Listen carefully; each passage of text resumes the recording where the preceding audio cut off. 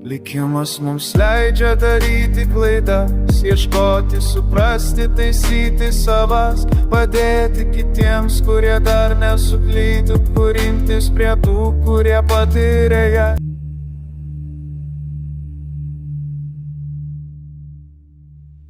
Likimas mums leidžia daryti klaidas, ieškoti, suprasti, taisyti savas, padėti kitiems, kurie dar nesklydo, jungtis prie tų, kas pilnai patyrė jas.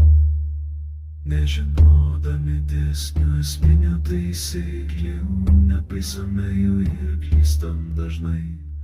O pasekmės juk sugrįžta, tai yra neišvengiama ir kenčia vėliau kas po truputį, o kas net labai. Kai dėsniai pažinti atsiranda jau du keliai, galime geri likimą ar noru tik paisyti savo klaidų, kad nepataikom, bet juk nespecialiai renam nesąmoningai, tada kenčiam dažnai.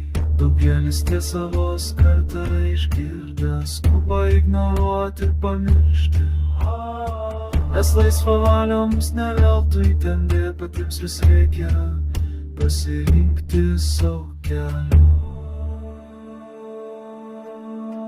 Likimas mums leidžia daryti klaidas, ieškoti, suprasti, taisyti tiesas, padėti kitiems, kurie dar nesuklydo, imtis prie to, kas pilnai patyrė jas.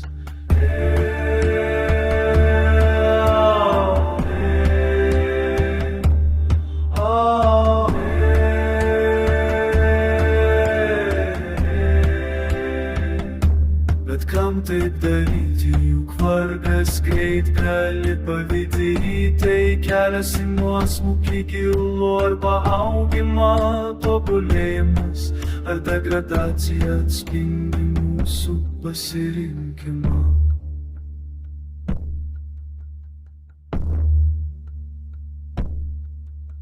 Dabar tu kažką galimai jau žinai, klausimas vienas toliau ar domėsies, kur vėl pats jau dabar pasukai. Ar gyvensi sąmoningai, sąžiningai ir atsakingai, ar kaip visi nepaisantys dėsnių taisyklių likimo, tik materialiai vergaujant aistringai.